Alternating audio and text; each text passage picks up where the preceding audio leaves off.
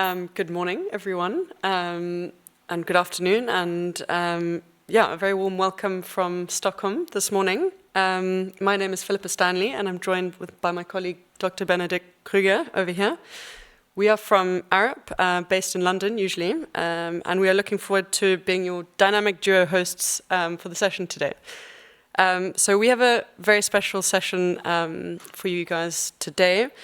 It convenes practitioners from across the globe, and we have a collective experience of about 181 years between us, which is really cool, in the water and climate field. So we're in good hands. A quick run through of our session. We're basically going to be kicked off by our keynote speaker, who will be joining us from Botswana. It's a pre-recorded video. Followed by 3 great presentations that'll be diving into the aspects of water resilience at the multinational, national, and city scales, and how partnerships have really been the enablers to delivering that resilience. We'll then call on our diverse set of panelists from a range of various professional backgrounds, and then we'll get a glimpse of the complexities of different types of partnerships and hopefully understand how we can more harmoniously work together to shape a better future. Basically then, towards the end of the session, we will get you guys to sort of ask some questions, not answer them. Hopefully that'll be our panelists. And we'll be using the Mentimeter. So this will be here throughout all of the slides. Whenever you have questions, please feel free to just ask them, and we'll pick them up towards the end. So we encourage even those in person here, please all just use the Mentimeter, and then we can sort of collectively respond to them, get to them as much as we can. And yeah, without further ado, I'm going to introduce Dr. Decola. She joins us virtually from the sunny land of Botswana. She is the Deputy Director at the Ministry of Water and Sanitation Services in Botswana. She has a background in hydrology, climatology, environmental engineering, and holds a PhD in environmental and water sciences. Dr. Decola, having worked alongside her in the last year, she has really fearlessly driven the National Water Resilience Agenda and has been a key example to me of delivering on deliberate partnerships and really being that enabling environment. So we welcome to the screen, and I'm going to try and do my best here, Dr. Decola. Oops. Bear with me.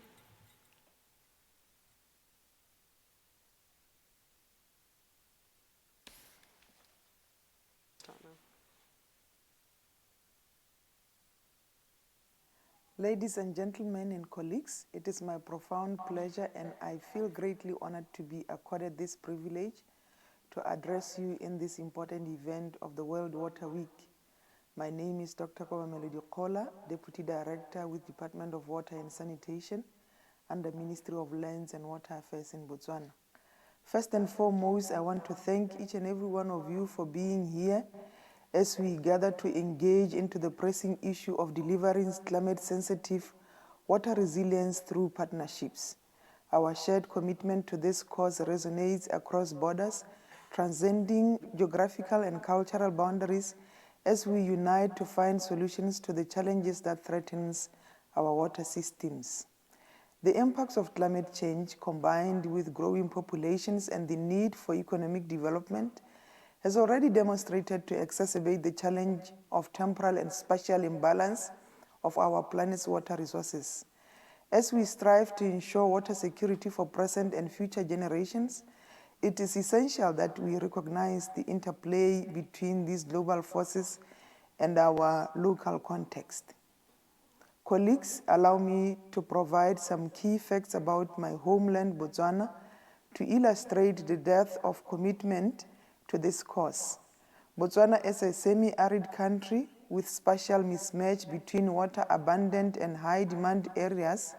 There is a growing dependency on transboundary water resources, which requires putting in place capital-intensive transfer pipelines to convey water to high-demand areas, and improved human capital and social development remain critical in the government's pursuit to achieve economic development.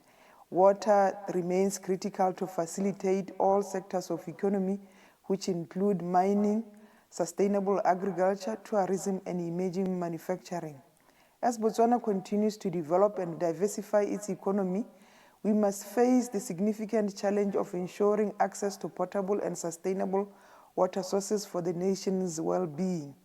Through innovative policy reforms, large infrastructural projects of water transfer pipelines, and a commitment to cross-border collaboration, Botswana is in a journey to become a model for climate change resilience and water security. Botswana so far is signatory to 4 river basin organizations: the Okavango-Kubango River Basin Organization, OKACOM, the Zambezi Watercourse Commission, ZAMCOM, which is an underlying framework for Botswana to utilize the basin's waters through a Chobe-Zambezi transfer pipeline, the Orange-Senqu River Basin Commission, ORASCOM, which also provides a platform for Botswana to negotiate utilization of the Lesotho Highlands waters. Botswana is also signatory to the Limpopo River Basin Commission. These transboundary platforms have allowed us to navigate complex geopolitical landscapes and work hand in hand with our neighbors to secure our shared water for the future. In the face of water scarcity, collaboration becomes our greatest asset, and our journey towards climate sensitive and resilience requires the collective effort of government, civil societies, business, and international organizations. By uniting under a common purpose, we can pool our resources, knowledge, and expertise to devise innovative solutions that will safeguard our water resources and ensure water security. So far, through the World Bank support, Botswana has managed to carry out water sector institutional reforms and strengthening.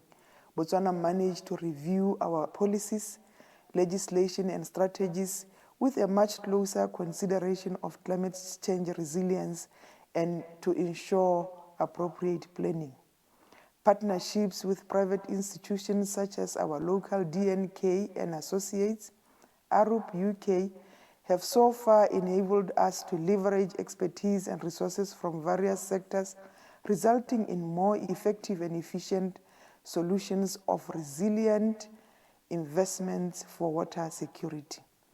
Public-private partnerships also create an opportunity to enhance funding that is highly required to climate resilience and ensuring water security. Our collaboration with academia such as University of Botswana, Botswana University of Agriculture and Natural Resources, and University of Manchester in the UK, just to mention a few, has also fueled groundbreaking research and nurtured a new generation of water leaders. The theme of this year's World Water Week, Accelerating Change in the Water Sector, perfectly supports our mission. Through innovation and collective action, we have seen remarkable progress, but there is still room for improvement. The water sector demands our unwavering dedication, our willingness to adapt, and our capacity to embrace change. As we continue our deliberations over this session and beyond, ladies and gentlemen, I plead with you to consider the power of partnership, to harness the potential of collaboration, and to be agents of change in our own capacities.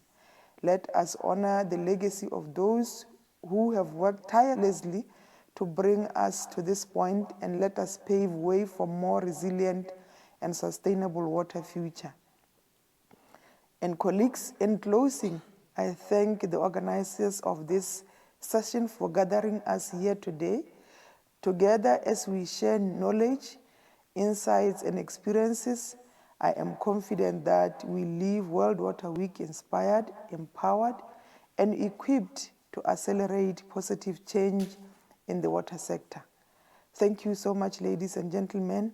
Let us embark in this journey of transformation.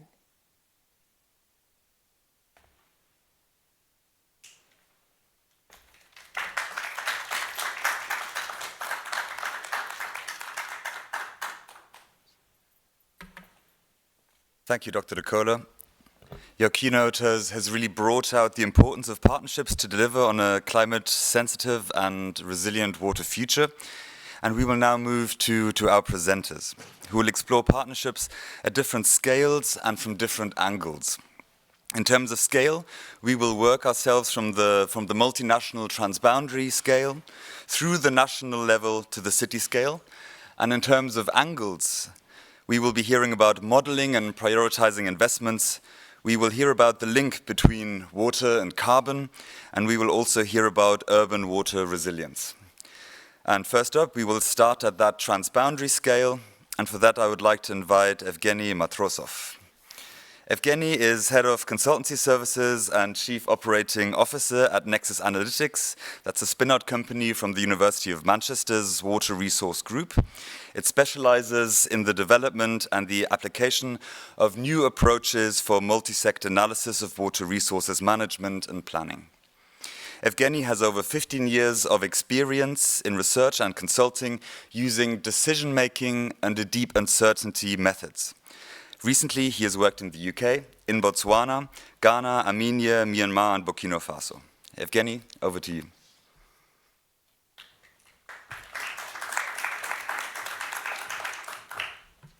Thank you, Ben.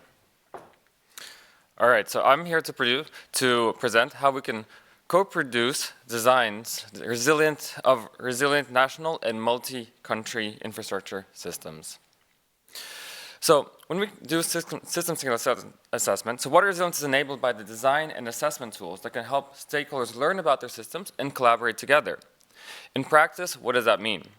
Well, practitioners and decision makers can use shared online river basin simulation tools, which allow the assessment of different plans, infrastructure plans, under many plausible futures, and also can allow for the optimization of new possible infrastructure and policy options, considering different sectoral and country needs. So planners, decision makers, and stakeholders from multiple sectors need to work together to co-design these system plans. And a new generation of open source simulation and online design portals can help achieve this. So just to give an example of how this can be done. So previously we worked in Ghana and Burkina Faso in the Volta Basin. The Volta Basin travels mostly through these two countries. So we wanted to answer the question, what new water energy infrastructure should be built in the Volta Basin to maximize the multi-country benefits? So we started answering the water question first. So we built a water resource system simulation model in an open source water resource system simulator called PyWR. So this model was built in PyWR, but in the water strategy interface, which provided an online way to build the models and share the models between stakeholders. So the model included the main hydropower and irrigation infrastructure in Ghana and Burkina Faso. It included domestic water supply and demand, and included other different water benefits such as flood recession activities in northern Ghana. So more crucially, the model was built with relevant institutions in both countries. And so we took this model and we wanted to answer the question, how can hydropower plants be operated in such a way that they maximize multi-sector and multi-country benefits? So we connected this water resource system model to an AI search algorithm that tried out the many different possible operating roles for the different hydropower plants in the basin, both in Burkina Faso and in Ghana. And so when we optimized the system where the countries operated their systems independently, and then we also optimized the system where countries coordinated their operation of the hydropower plants, and not surprisingly, we found that when countries operate their transboundary hydropower plants in cooperation, that the benefits were maximized for both countries. And these benefits here are the irrigation and hydropower production. So for more details on this study, you can, in a later point, go and visit, read the paper about the study. So then we wanted to add the energy system into the equation. And so then in a similar fashion, we created an energy model of the Ghana power system. So Ghana currently is powered by 28% hydropower, and the rest is mostly thermal. There's a bit of solar, but not so much at the moment.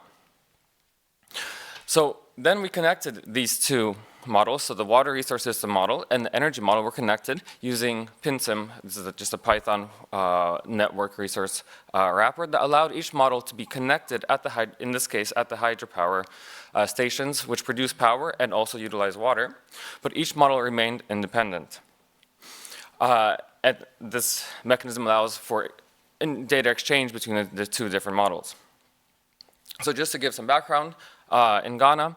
So Ghana is currently, like many places in the world, experiencing increasing water and energy demands. There's particularly high demand in the south, both water and energy. However, there's high solar potential in the north. So the design challenge is, how can we meet future energy and water demands? So we're talking about in the next decades. How can we at the same time reduce emissions? How can we minimize ecological disruption? And how can we minimize intersectoral conflicts? So, for example, between agriculture and the environment and irrigation and hydropower.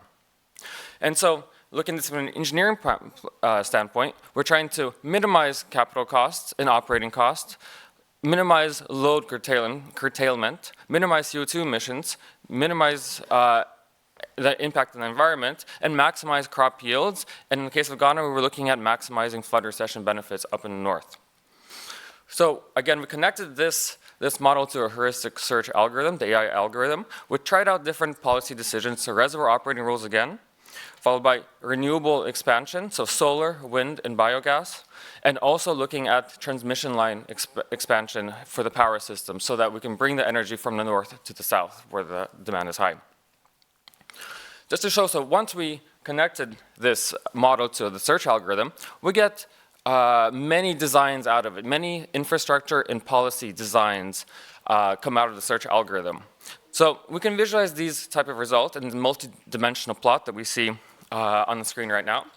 So on the left, we see the planning objectives. So these are the four of the planning objectives. We have agricultural yield, load curtailment, emissions, and ecological disruption. And on the right, we have policy decisions. So how much renewables we install, how much new transmission line expansion, and how much new bioenergy expansion. So each of the different colored lines represent different designs of reservoir operating rules and different levels of expansion of the energy system. And so where each colored line meets the vertical lines is where each design is the value of that design in that performance metric. The best performance can be found at the top of the plot. So the best possible design would have high agricultural yield, no curtailment, low emissions, and that would be a line at the very top of the plot. So what we can do is start filtering for good performance. And so stakeholders, then we can do this interactively in different with online interfaces. So you can start filtering for the best performance and find designs that meet required performance for each of the different performance metrics that meet stakeholder minimum performance requirements. This also you can view in a study published in Nature Sustainability. Anyway, to summarize, so multi-sector river basin assessment and development studies need collaborative assessment design tools that allow stakeholders to co-produce solutions. So river basin and multi-sector simulation, alongside with AI-assisted design approaches, help identify strategies that are resilient in power and water systems. And this can help investment river basin jointly to increase resilience and lower emissions whilst reducing conflicts between countries in different water-using sectors. Thank you.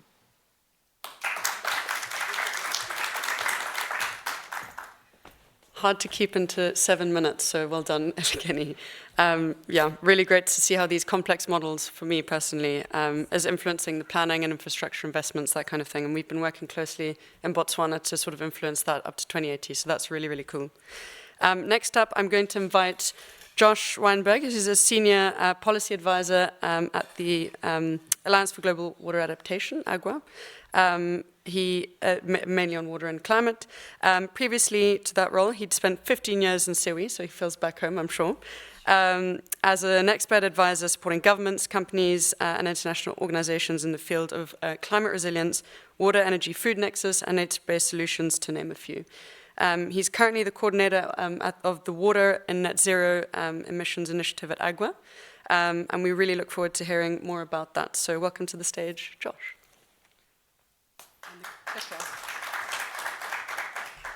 Okay. Yeah, okay. Thank you, Philippa, for that quite nice introduction, and thank you, Ginny, for a fantastic presentation. I've been working a little bit with seeing presentations on the Nexus, and it was very impressive. So I'm going to be speaking to you today very briefly about a fairly expansive program that's being done at AGWA with National Climate Planning called the Water Tracker. And the Water Tracker, oh, I went the wrong way. Holding this upside down. Okay, there we go. And well, first I'd like to say that the Water Tracker is a program that's run by Kelsey Harfum at the Alliance for Global Water Adaptation, and as I've just started at AGWA, I'm presenting on her behalf, and also with a very large group of partners that are working with this. But I'm also going to make the very simple case that the Water Tracker, even though it's a diagnostic tool and sort of workshop process, it is actually a kind of a partnership building instrument. So what it is it's a detailed survey mechanism and then an accompanying process for you to collect results and information when you review national climate planning. And what you're looking at within through those survey questions, you're looking at where water fits within the national climate plans and resilience. Also, you're looking across all of the relevant frameworks and policies that are going. So looking at NDCs, NAPs, national development plans, institutional frameworks, sector-specific plans, and climate financing mechanisms. And essentially, when it's doing this, the big picture questions that you're trying to understand is how can a country set up an enabling environment for water resilient climate action? And then specifically, what are all of those subtopics and sub-areas where you need to integrate water resilience, and what are the specific questions and things that you need to do to address them? And then broadly, when you go deeper into it, how do you connect projects and programs across sectors? And eventually what your actual objectives are is you want them to be more efficient, you want to avoid bad investments, you want to avoid maladaptation, and you also want to avoid mal-mitigation, which is a new topic that's emerging. So this has been done in over 10 countries reviewing their NDCs, and will be expanded to many more countries in the future that we see. What has come out of these processes is we've essentially first established baselines about how water is both explicitly or implicitly included in the national climate plans, made recommendations for the areas that are pointed out where things are missing or things could be added, and we've, through the workshops, found ways to help people focus on multi and cross-sector initiatives to connect with different actors. And ultimately, yes, we hope this will lead to improved adaptation outcomes, improved resilience, and avoiding bad investments. Now, when we call it a partnership mechanism, you can understand this sort of by how we set it up. So we have the survey methodology and framework of how you create it, extensive guidance documents that are used, but then for a project to begin, we have a focal point, which is somebody with ownership and leadership from within a country, usually within one of the ministries, that's going to facilitate the implementation of the Water Tracker. So you can't sort of start this project as like an outside NGO and say, we're going to look at all of your plans. If it's going to be useful, it has to be led from inside a government process to get all those actors together to actually get the information. But then we have somebody who is in the region or in the country with high expertise in the local context, who is going to support this focal point with the application of the Water Tracker, using guidance materials, setting up the workshops, collecting all the information. And then, of course, there's the process of communicating the results and iterating them and using them. And then another avenue of partnership is the knowledge sharing. So if we look between countries that have applied it, you can set up new partnerships where you're exchanging this information. So a very broad level, if we think about this, and I think, Eugenie, you made this point as well. We need to, when we have these projects, even if it's a decision support system that we might be setting up, we actually have to think about it as a partnership building mechanism, because otherwise it's not going to work. What you're doing is you're facilitating a process to get people to give the inputs to look into their own systems and how they can and how they can improve. So from the very onset of what you're doing, you have to think about who are the stakeholders who are going to be involved, which this is like very simple things we already know how to do with stakeholder mapping, et cetera. But think about the coordination and collaboration processes that you're probably going to need. And then that continues when you have your first results. You know, as you start doing the water tracker or any other of these types of diagnostic tools, you're going to identify where these gaps are between these different areas. But to keep going into more detailed levels of planning and implementation, it's going to get more sophisticated. It's going to have all these types of indicators like Evgeny has shown, you know, A, B, C, D, E, F, G of things that you're going to do. And that actually brings in new partners every time who need to be engaged in the implementation. So you need to sort of continuously take this approach for partnership building for this to work. Okay, that's my presentation. I hope it's not too high level. The water tracker is actually achieving very detailed results for it, and if you want to learn more about how and where it's been applied and what's coming next, you can find the information on our website. And thank you also to all the partners who have been involved. It's a partnership session in the development of the water tracker, you know, which includes the Adaptation Action Coalition, AREP, Deltares, EME, Government of Netherlands, UNICEF, Global Water Partnership. You see them all here. It takes many people to do something like this. Okay, thank you.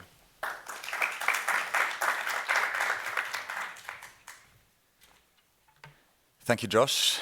And I'd like to remind you, we have the Mentimeter code up there, the QR code. So whether you're here in person or online, keep putting through your questions. We can pick up on them later in the session. So thank you, Josh. And at this stage, we move from the national level to the city level. And for that, I would like to invite Amanda Kanga. Amanda is a country lead for the Urban Water Resilience Initiative and a senior urban policy analyst working with WRI teams in Africa and the headquarters. In her capacity as policy analyst, she plays a central role in liaising with key stakeholders at the national government and the local government level. Amanda has experience in water governance as a practitioner and a researcher, and prior to joining WRI, Amanda led a water program at the Western Cape Economic Development Partnership based in Cape Town, and she also co-led water governance research projects in the Water Institute of Stellenbosch University, the Center for Sustainability Transitions, and the Center for Water and Sanitation Research. So please welcome Amanda, over to you.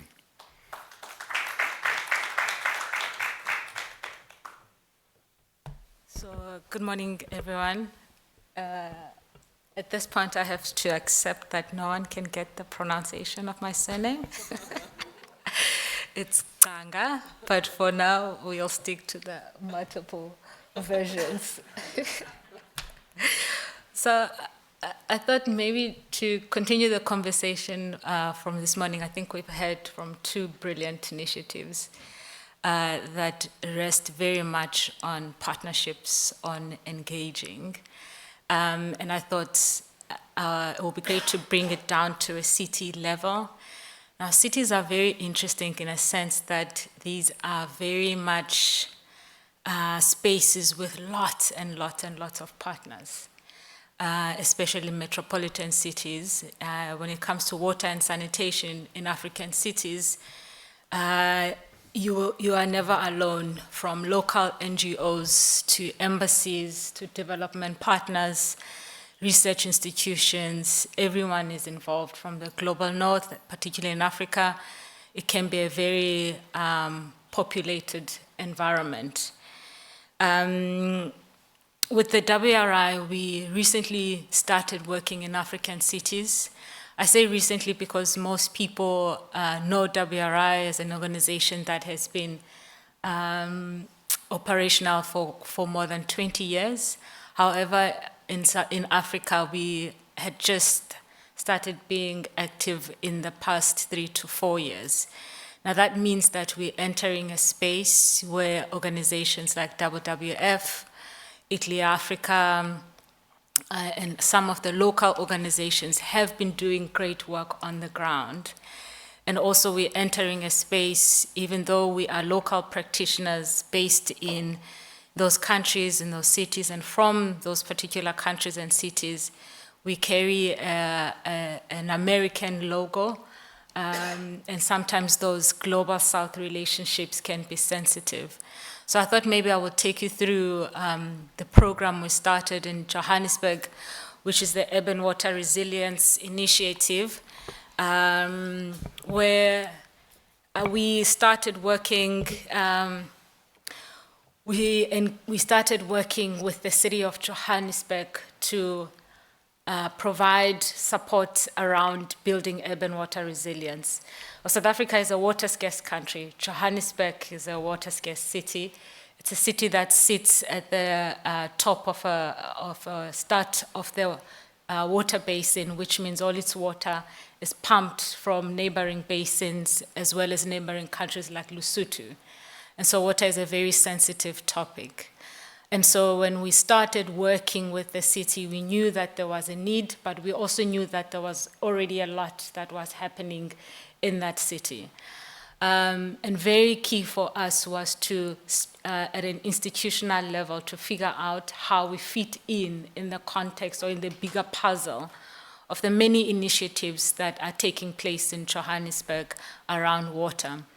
And so we came to an agreement or an MOU, a partnership that clearly defined what our work around urban water resilience would be. And prior to that, we also engaged at national government to clarify and explain how we would be working with South African cities. And this is also not to create expectations and be very clear as an organization when you enter cities and you are perceived as a foreign organization, what support are you bringing? What types of partnerships are you looking for? And so we had to start at that national level, even though the actual partnerships would unroll at city level. And once we were very clear at national level that we would be building towards the urban development framework for South Africa, it was easy then to engage with the cities. For the city of Johannesburg, what was key for us after agreeing that we would be starting this initiative and working with the city, the Urban Water Resilience Initiative in itself is a program that helps cities to develop a baseline or to conduct a baseline assessment of their water resilience, develop an action plan in terms of identifying priority areas where they could build resilience, and then support cities to mobilize funds to implement projects that speak to the action plan. It's a process, a long-term process. It's not something that you can do in a year and exit the city. So again, at a city level, what was crucial was establishing those long-term relationships for developing the baseline assessment, for developing the action plan. And both these pieces of work required engagement across the different departments at the city level.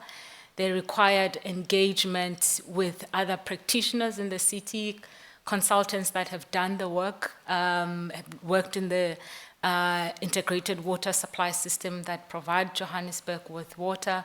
It required working with citizens that depend on this water system, and different types of citizens, from the most privileged to the most vulnerable.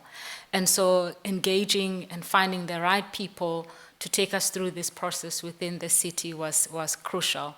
And as much as at an institutional level within the city, the relationship rested with the anchor department that looks after water and sanitation services, we knew that what we needed was also a champion that could help us move through the city, a champion that could help us move outside the city with key stakeholders.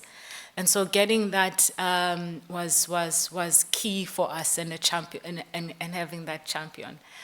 The work then rolled out very easily, in a sense that we could engage with special planners, with the economists, with the water teams, with the engineers.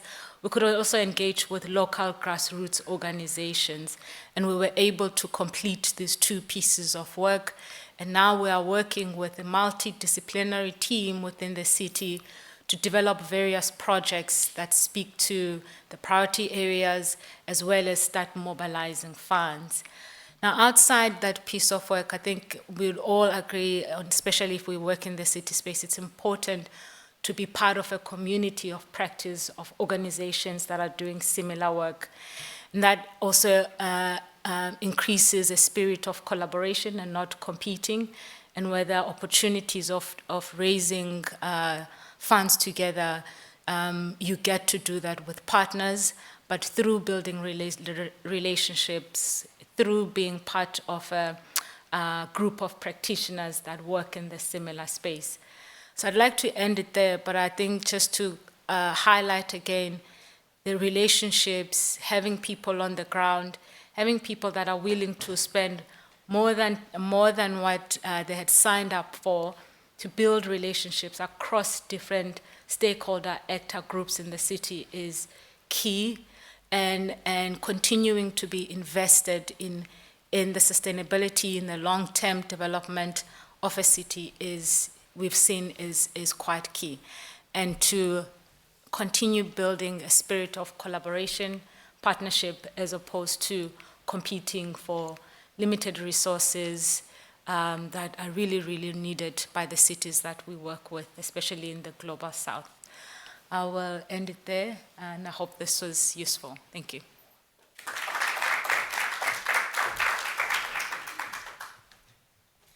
Great, thank you so much, Amanda. And at this stage, I would like to thank you, Amanda, and I actually would like to thank all of our speakers for some excellent insights, a really good overview of the complexities we have at different scales and also from different perspectives. And I will now hand over to our moderator for the round table discussion, Nigel Walmsley from HR Wallingford. Nigel is a senior project manager at HR Wallingford with over 30 years of experience in water resources management, water security, and climate resilience. He specializes in policy and technical guidance for the integration of climate resilience in the water sector, and has led and coordinated a range of specialist international consultancy and research projects in Africa, in Asia, the Caribbean, and the Pacific. He is currently working on the integration of climate resilience in the water sector in Botswana, as we heard, Ethiopia, and throughout the Caribbean. And before I hand over to you, well, first of all, thanks, Nigel. Before I hand over to you, I would also like to introduce our panel. So first up is Helen Wanjohi. Helen is the Resilience Africa Cities Lead at the World Resources Institute. She supports WRI's Africa work focused on delivering positive change for the resilience and livelihoods of urban communities, especially those living in informal settlements. She's an urban planning and climate change expert with extensive experience in the participatory planning in over 20 informal settlements where you've worked, and with marginalized communities also in the rural setting. She has also worked extensively with city, regional, and national authorities in the preparation of over 15 development plans in Africa. She has previously served as the Honorary Secretary of the Kenya Institute of Planners. So please welcome Amanda.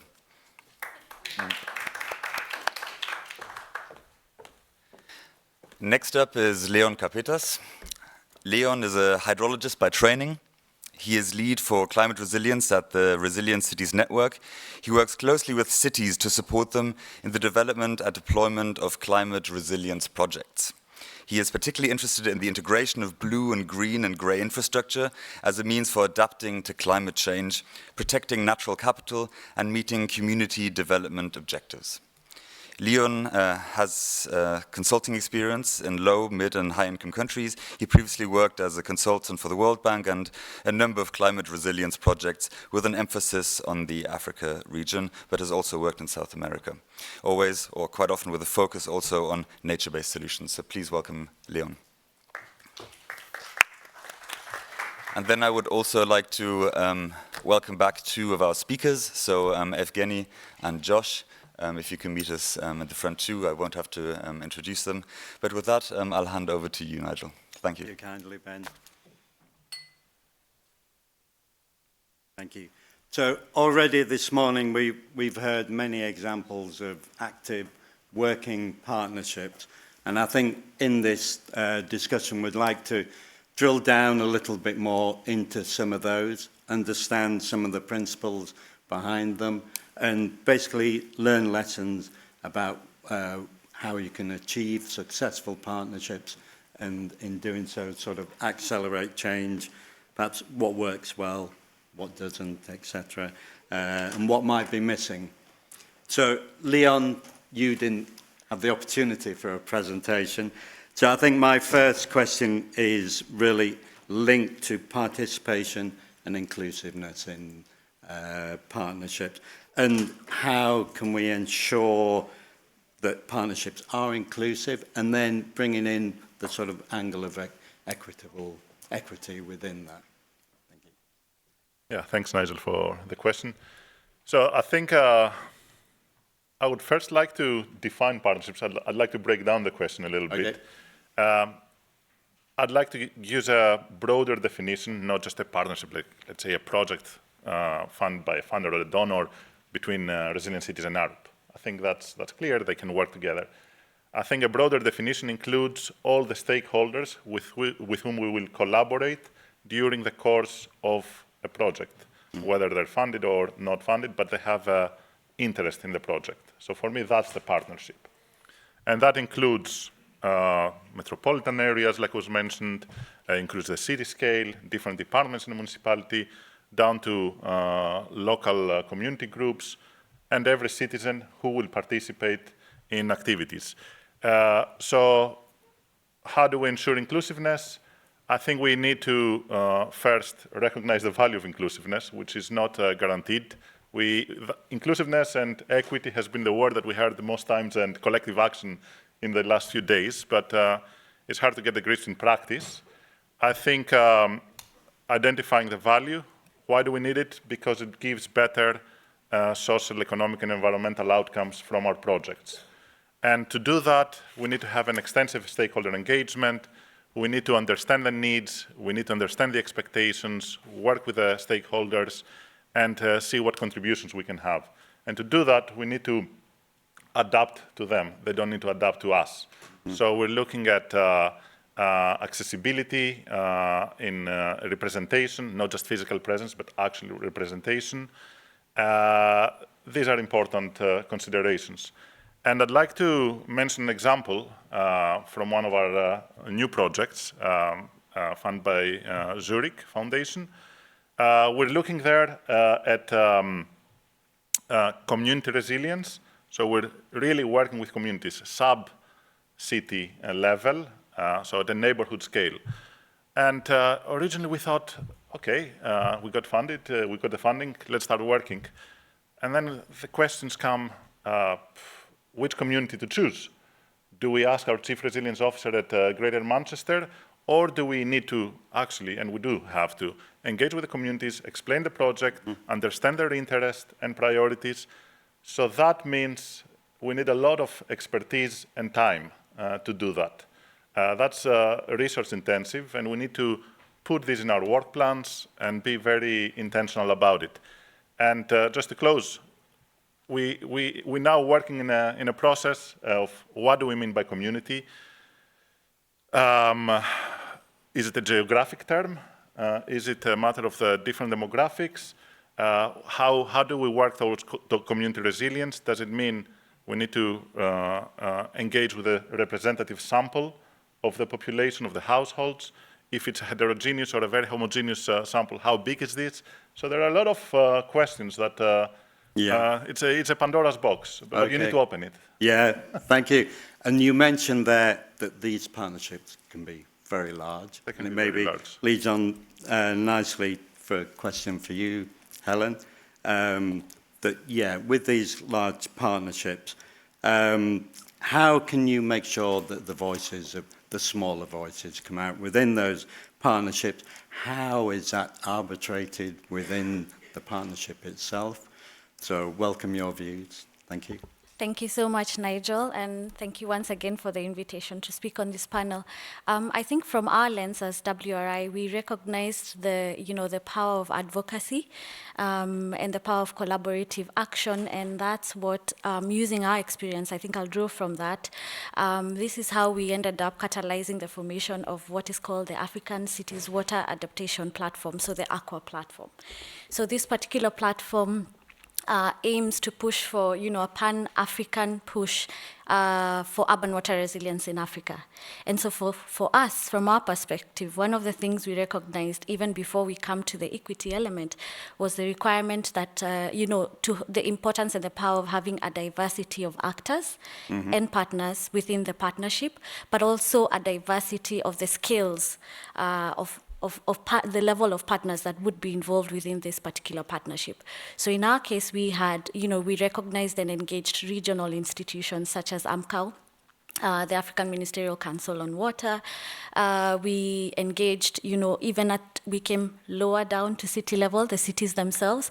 But even before we got to the cities, we recognized the power of the city networks, such as Resilient Cities Network, ICLEI, South Africa Cities Network, the power of academia.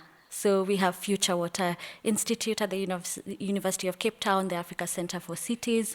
But even coming lower down to the water practitioners practicing at the city level, whether they are larger institutions like WaterAid, ARUP, who do the engineering works themselves, but then really critically ensuring that we did have some representation of civil society groups that represent, vulnerable communities and also the youth. So in the instance of our particular partnership, we have Akiba Mashinani Trust, who are an affiliate of Slum or Shack Dwellers International. So basically bringing in to the fore the voices of the vulnerable communities, which within our cities are at the front line of losses from water. But I think bringing people there, as you've heard, and I think as Leon has alluded to, and as you also alluded to in your question to me, as a partnership becomes really big, how then do you ensure, one, that you are able to deepen the relationships while still scaling, but really ensuring you do not crowd out the voices of those smaller organizations? So one of the things we did was develop a formal architecture of governance of this particular partnership that gave space to like a steering group that is made up of 5 organizations, with a space being there for one of the groups that represent vulnerable communities. So ensuring that we were not ticking a box and saying, within the meeting they were represented. No, it was to give them a seat at the decision-making, the highest decision-making body within the platform. And for instance, I talked about Akiba Mashinani Trust. They then lead, they sit in the steering group, but also they lead a working group on advocacy partnerships, so that they also give us an indication of who should be speaking to, who's missing in the room, what particular voice and angle I think is missing. In addition to that, because ours is more, an advocacy piece, and there's a lot of power we have in convening, we ensure that we give them space, when we have like high-level events, to be able to share their best practices, their lessons, allow them space to speak to that voice. So I think that's critical, and maybe those are just some of the lessons I'd like to share from our work. Thanks, and thank you kindly. And we might come back to the AQUA platform a little later if we have time as well.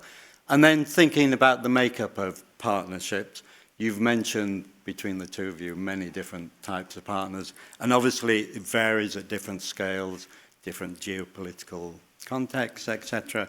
And I wondered, Josh, from your experience, are there areas where you've managed to bring in private sector partners within the partnerships, and thinking about perhaps decisions about where to invest, financial risk, etc.? Yeah, thank you, Nigel.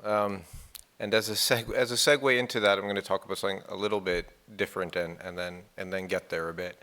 One thing that I think is really a big thing is that we talk a lot about inclusiveness and equity together, and that's extremely important. And the thesis statement that inclusiveness improves equity outcomes is something we know and that we can show. But the problem is, we talk a lot about inclusiveness more than it happens, And sometimes we talk about inclusiveness as if it's equity. And we lose sight of the big picture. You know, what are the big picture things that prevent equitable outcomes?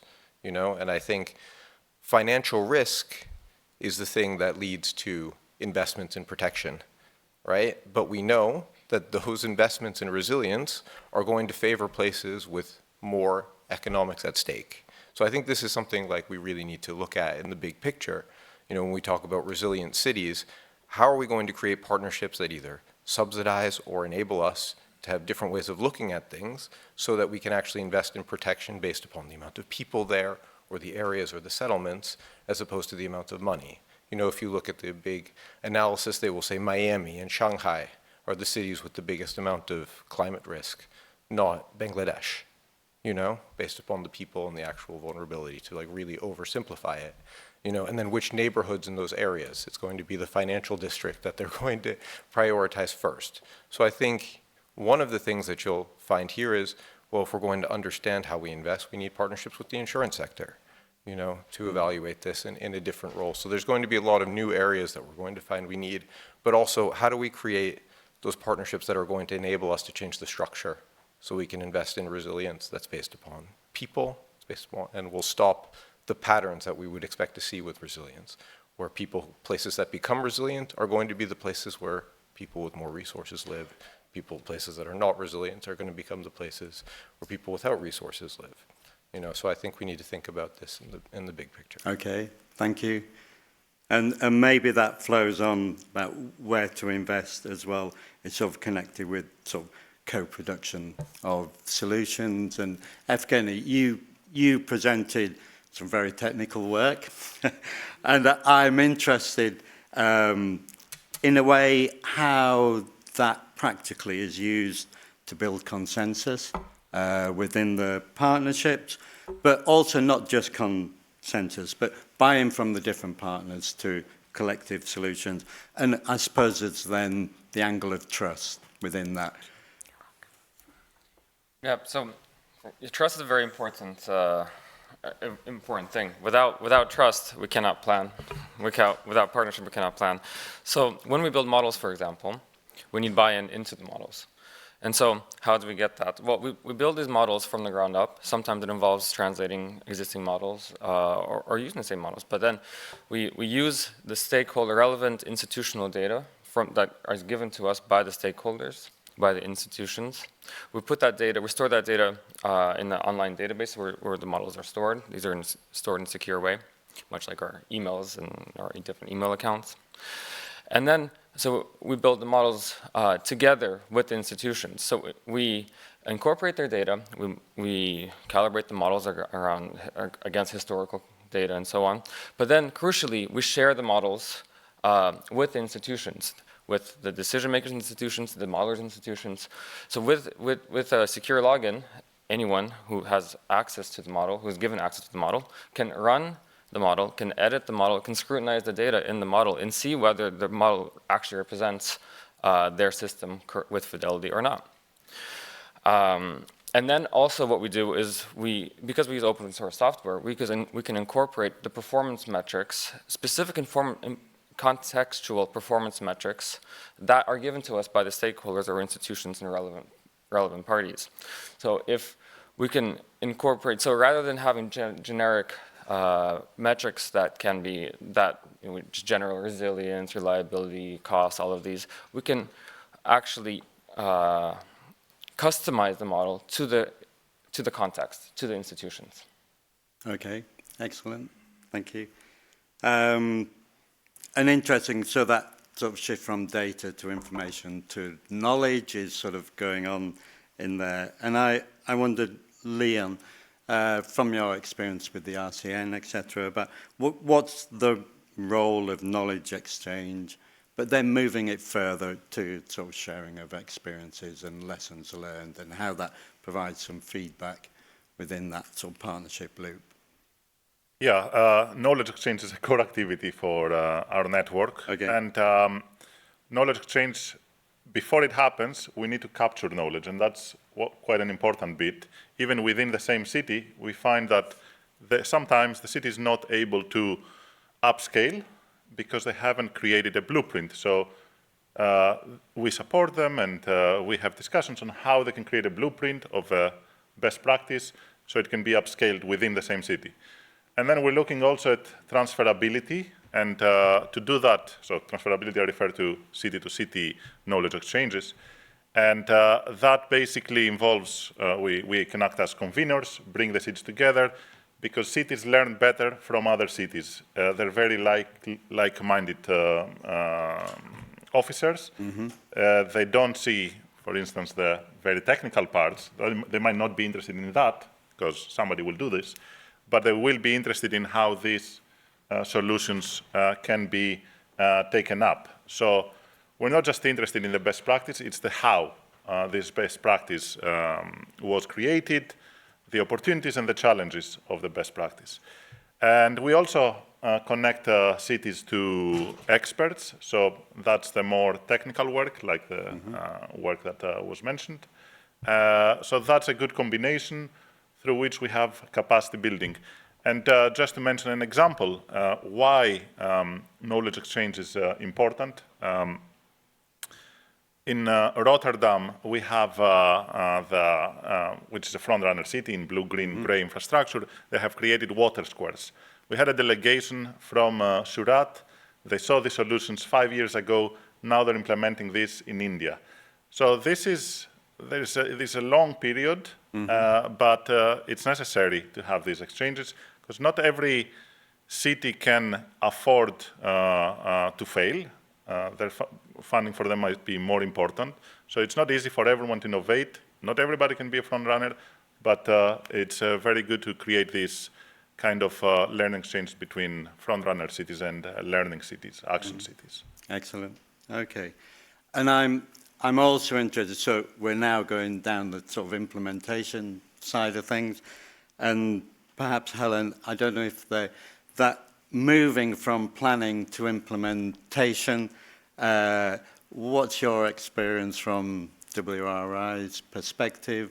I didn't know whether the Aqua platform is a mechanism that's helping achieve that, but welcome your views on that. Okay, so I think, so from the sense of the partnership, I think for a partnership, I do think in our case, because, you know, advocacy is one of the biggest pieces, and giving that, elevating the issue of urban water resilience. So we do see that as implementation. I know sometimes there's a perception that implementation is planting a tree, but, you know, we also see the software elements of the soft advocacy that we do, right, as part of implementation.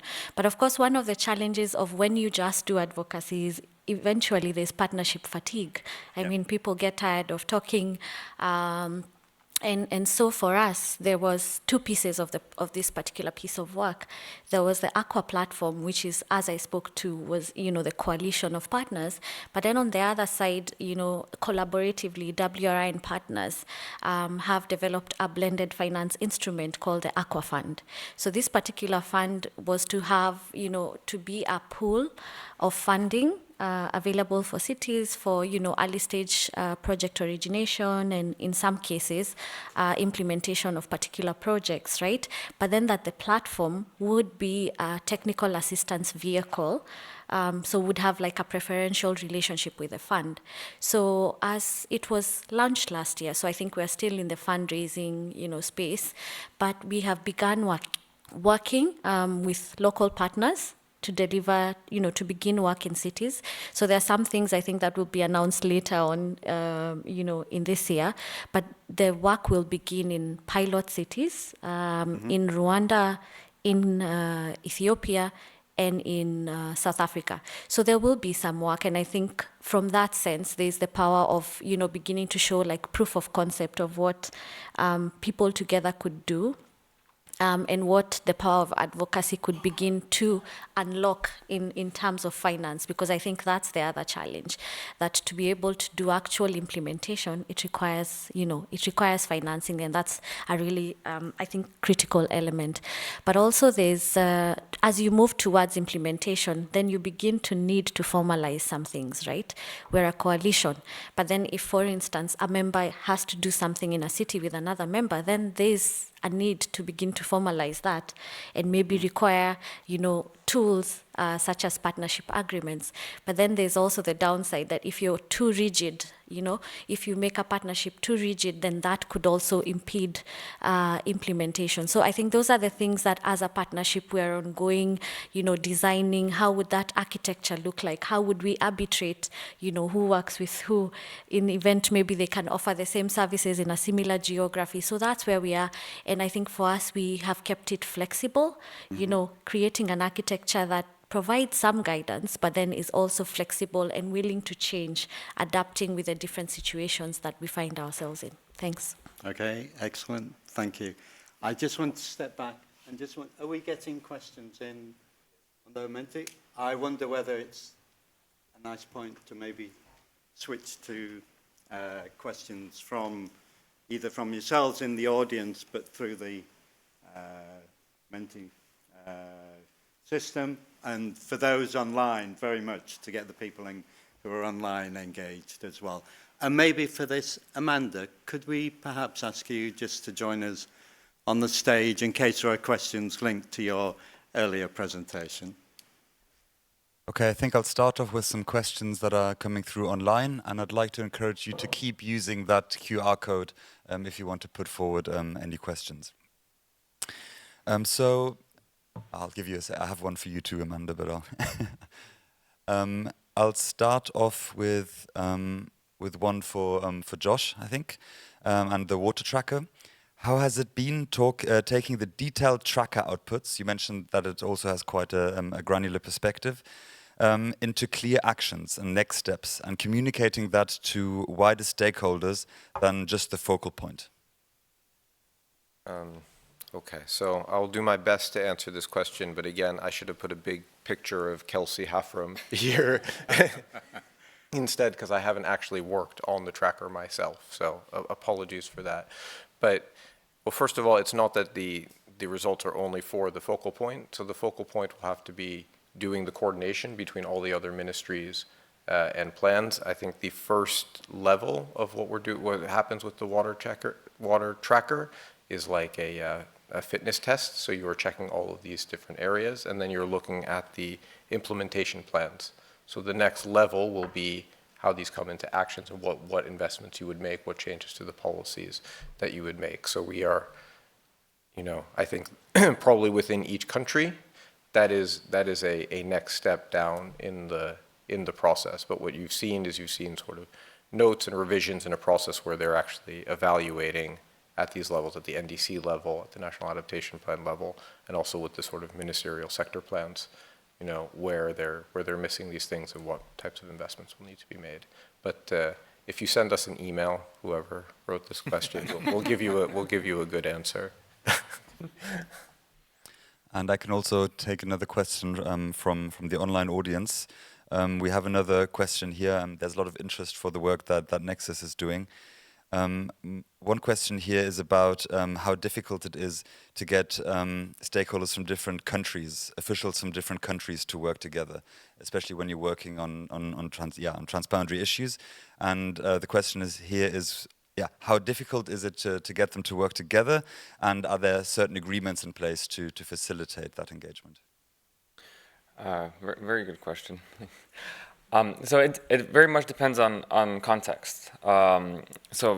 And the cultures within institutions themselves. So sometimes you're in a situation where the relevant institutions are very willing to give their data. For example, they may not have models. They want to know how the system performs. They really don't have this information. So they want information, and they're happy to give the data to allow you to make that model and start the whole co-design process. Other times, you can have situations where there's a lot of secrecy between institutions. Often we have scarce resources. You have a bit more tension between sectors, but in the end, what we're doing is we're trying to create a model we're trying to create a design process that is transparent, and so we want to get buy-in into the model. So we want people to actually trust the process, and so once they start giving a little bit of data and seeing what comes out of it, they actually start seeing that actually this is useful. So often it starts off as a trickle, but then comes in ends as a stream. In terms of frameworks or legal mechanisms, so that is depends on the context, and of course it depends on what the project is for. For example, if it's investment within a country, then the countries are institutions much more willing to provide data. But if it's just for research, then people could be a bit more skeptical, and you know, because data is of course can be a powerful thing, and people want to rightfully have ownership of the data and want to make sure that it'll be safe and secure. Do we have time for another one, Nigel, from yes, online? I think we do. Yep. Okay, good. So now we've had a question for the transboundary scale, for the national scale, and I also have another one for the city scale, and for Amanda and maybe for Helen. So again, really good feedback. We're getting there. But the question is, how was it finding and selecting the champion for this work? You mentioned a champion that is needed to drive that engagement. Are there qualities or components that are important when doing this? Just maybe a key one on selecting the champion, that it's usually lottery, because we as an organization, I guess most of the organizations that are going to work with the cities, you don't get to pick. You are handed someone to facilitate the relationship on behalf of the city. And so it's really lottery, the type of champion that you get. We're very fortunate in all our 6 cities where we're implementing or piloting the urban water resilience, that the town champions that we work with are the kind of people that are collaborative, are willing to also bring on board other relevant departments to be part of the program, but also help to connect us with the external stakeholders. With that said, there's a lot of support that an organization like WRI has to provide to a champion in terms of preparing communication pieces, in terms of just making sure that you do not overwhelm a champion that is there to help to facilitate the process. So it's very much about building that one-on-one relationship with the champion, understanding their bandwidth in terms of how much they can provide support, because they still have their other mandates on top of this partnership, and just seeing what works and what doesn't work. So there's a lot of flexibility in getting that relationship with the champion to work, but it's lottery. Yeah. Thank you, Amanda. Thank you. Yeah. Should we see whether we have questions in the room? I just want to check. Any questions in the audience? I'd like to bring forward. We have one over there. Can I?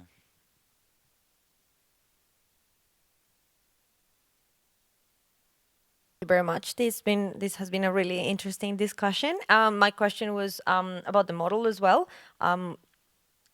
You show many different scenarios and many different solutions. How do we support the institutions and the multi-country like stakeholders to choose what to do after having? I mean, all of that is a great advance because it's already focusing on a direction. But how do we choose from those for them to action that?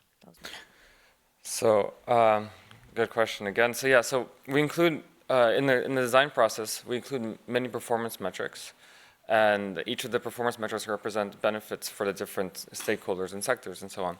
And so often institution sectors have their own, so they have the performance metrics, and then they have their minimum performance thresholds or planning thresholds, essentially.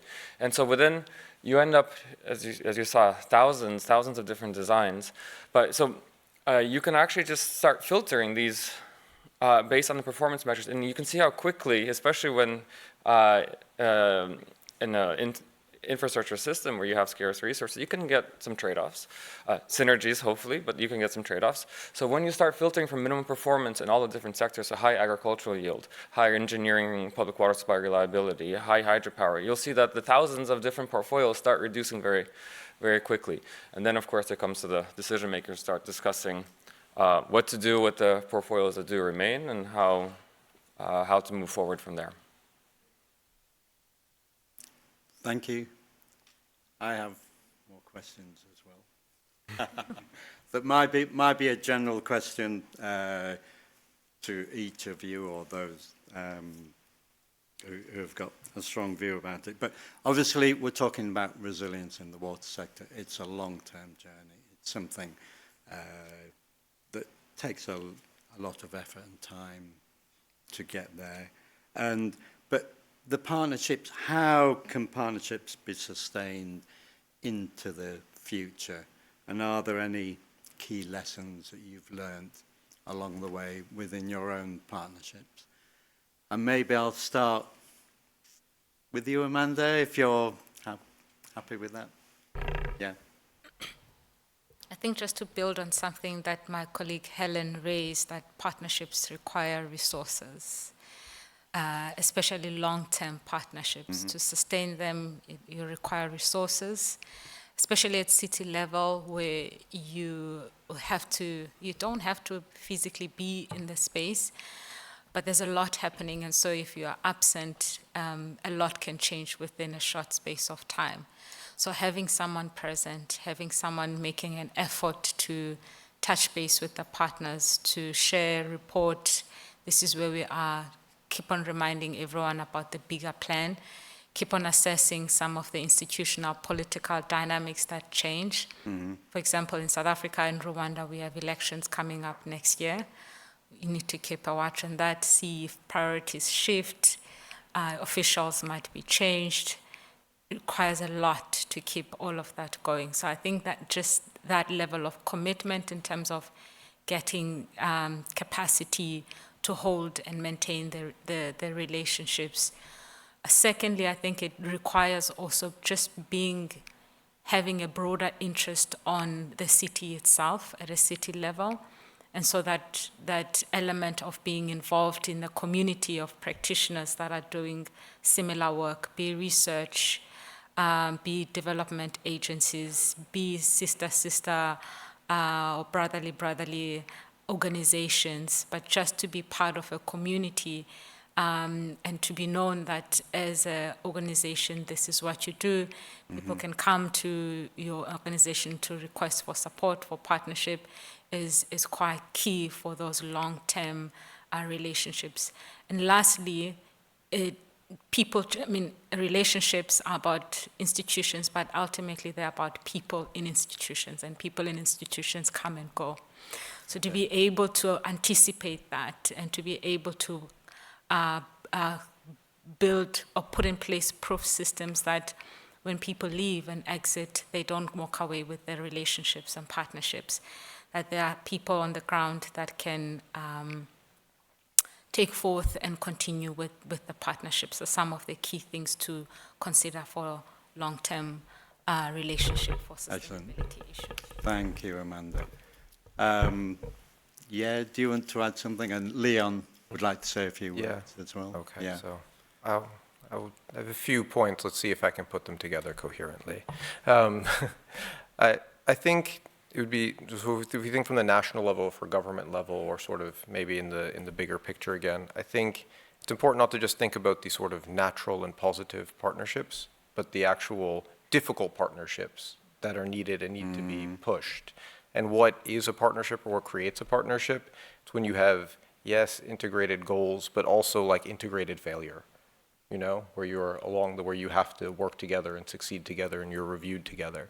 And I think also when we're talking about water resilience, it's different than optimization. So I'll pass that question. I was going to ask you lots of questions about resilience versus optimization.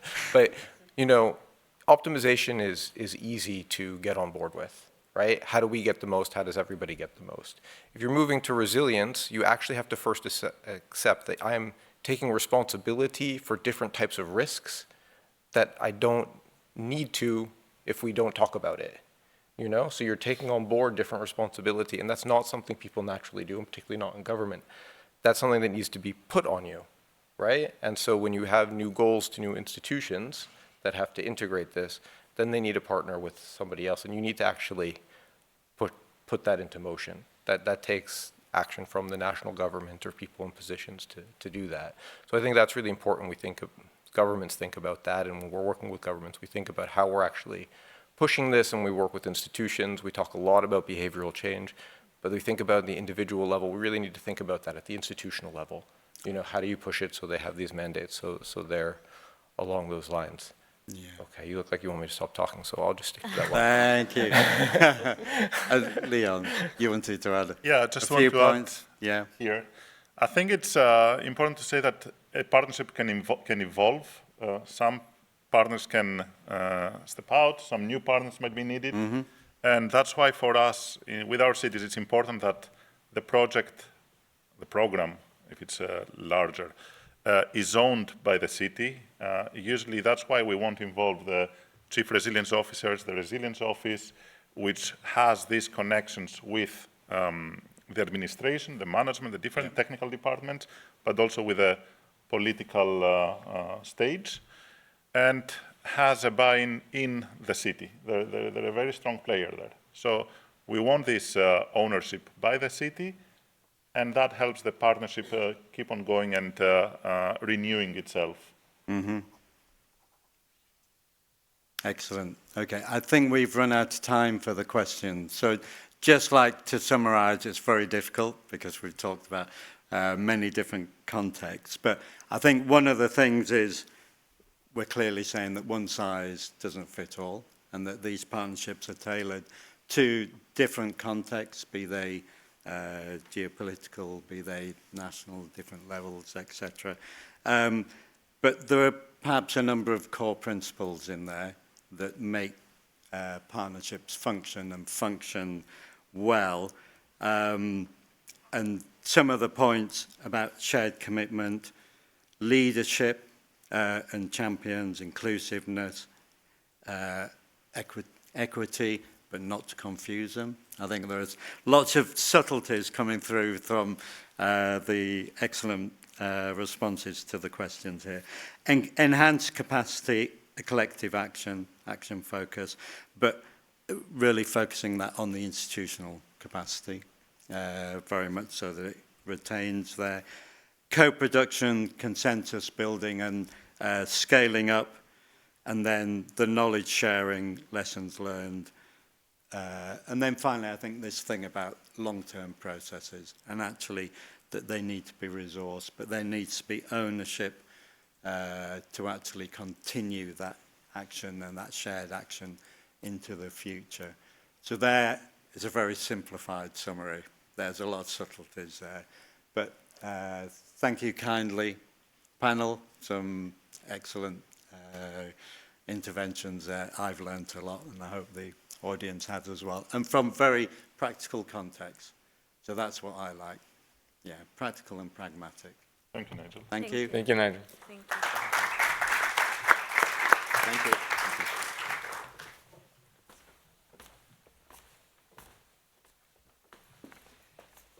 I'm back. Guys, thank you so much for that. That was super informative. It was really, I thought there were some great questions as well. So really, really a great session. I wrote down loads of quotes. I loved that without trust we cannot plan, and a whole bunch of others. So thanks for that, guys. Anyway, so last but not least, click this way. Oops. I would like to invite Diego for some closing reflections on the session. He joins us virtually from Pretoria, South Africa, so I hope he's still on the line. And he is the lead water economist at the World Bank, and he leads the Eastern and Southern Africa sort of area, and he's responsible for the analytical work on climate change, resilience, and urban water security. So very fitting that he's closing our session today. He has over 25 years of experience in the economic analysis of projects, non-market economic valuations, hydroeconomic analysis, and incorporating water in macroeconomic frameworks. It's quite a mouthful, Diego. But a warm welcome to you, and over to you.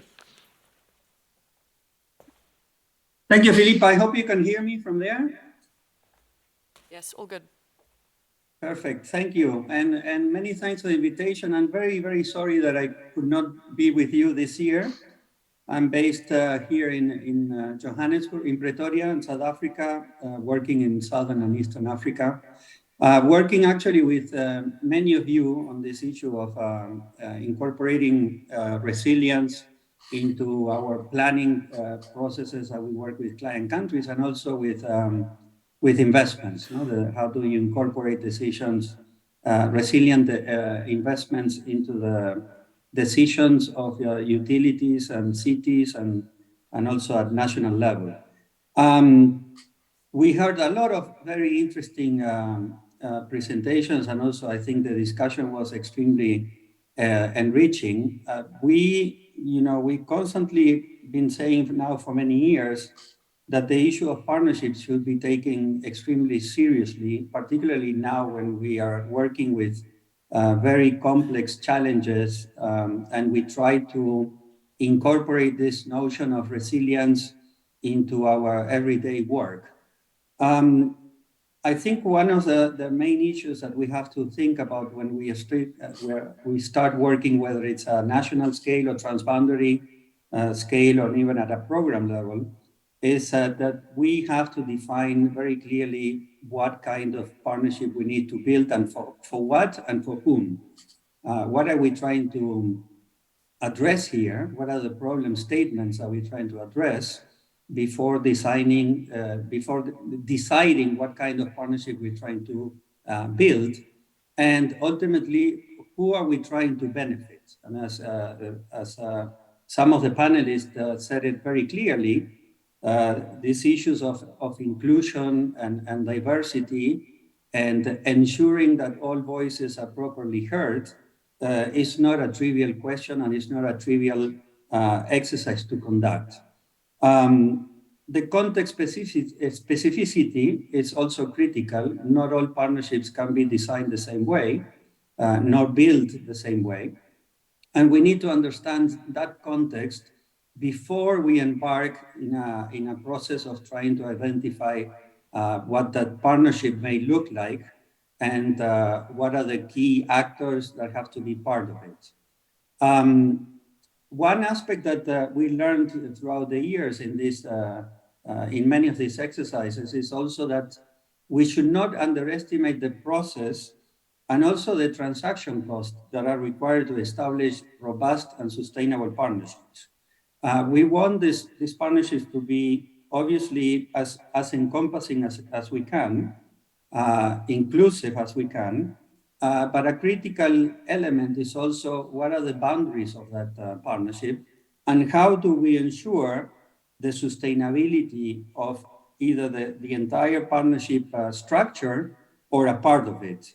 We want to ensure that in many cases when we exit a program or a project, whether it's in 1 year or 5 years or 10 years, that there is some architecture that is in place with its own financing mechanisms to ensure that the proper sort of implementation follow-up takes place as part of those partnerships. One thing, and we are working very closely, obviously, with colleagues there in the case of Botswana and other countries, is the fact that we can use more at the program or national scale level tools such as modeling tools, but we have to ensure that we are using tools and mechanisms that promote collaboration, trust, and that we are very transparent in what we are producing. I think we passed the area of using sort of collaborating modeling exercises in which we are working with sort of black boxes that nobody can understand, and that we cannot be very transparent and illustrate the trade-offs across different partners, different levels of organizational levels, and different sectors. When you look at water and the dimensions of water and the sectorality of many of the investments that we make, we have to make sure that not only we understand the potential synergies and trade-offs across those sectors that are affected or are water users, for example, whether it's environment, energy, agriculture, the urban aspects, but also to have very clear and transparent metrics in which we are, as a full partnership and as a full team, we understand very well what are those trade-offs, what are those synergies, what are the possibilities that having a common framework, a common solution, a common set of objectives can be done. The issue of trust, I think, is critical, and the issue of trust, I think, builds ownership. So when we work in many of these countries, what we try to build through many of these platforms, at the end of the day, is we want full ownership from the different members of that partnership. And that becomes one of the main, I think, objectives that we have to strive for. Finally, I would like to say one more thing on the issue of champions. That I think it was raised, and I think it becomes critical. In many of these partnerships, we need to try, and I think I heard it also from the panelists, that there is this element of sometimes that you start working with a city, or you start working, let's say, in a transboundary area, and maybe the government assigns a particular person. But in many cases, we need to still try to identify who's championing that initiative. That entry point becomes critical for the successful of the partnership and the program that the partnership is trying to support. So identifying that entry point in which you can actually have a champion in which you anchor a lot of the partnership and the initiatives and the actions that come with developing the partnerships and with the process that is established becomes a critical element. So I'm very glad that many of these things were raised. I think that in the resilience sphere, we still have a long way to go, and we can learn from each other in how to bring partnerships into critical programs and at the national scale in order to advance these aspects that we are trying to address with the complexity of resilience into an already complex problems that we are facing and challenges that we are facing in the water sector. One final remark, I think that it's very important, is also that we do not delink the processes of building partnerships from ensuring that these partnerships influence, again, whether it's transboundary or national or at the program level, there is a clear influence in how our client institutions and the policies and regulatory frameworks work. So we must ensure that these are not delinked process. They are fully mainstreamed into also ensuring that we build capacities and that we strengthen the institutions in our client countries. So thanks again, and thanks again for inviting me for these concluding remarks. Philippa, I pass the floor back to you. Thank you very, very much, Diego. That was very informative and a really nice wrap-up, I think, of a lot of the things that we've learned today. I just wanted to say one more thing. Our Mentimeter is open for the next 2 days. But if you'd like to ask any more questions, please direct them specifically to, if it's Nexus or Agro or whoever, and we'll do our best to respond just sort of on the Mentimeter. I think you can kind of type back. So we'll keep that open for the next 2 days, I think, but maybe we'll let you off the hook after today. But yeah, thank you so much. I'd like you to just join me in a big hand for our speakers today. They've done a lot of preparing, and yeah, it was just really great. And the last day of World Water Week, hope you're feeling inspired and you've learned a lot. And thank you for joining us this morning. Online also, it's been really great. So bye, and thank you from Stockholm. So thanks, guys.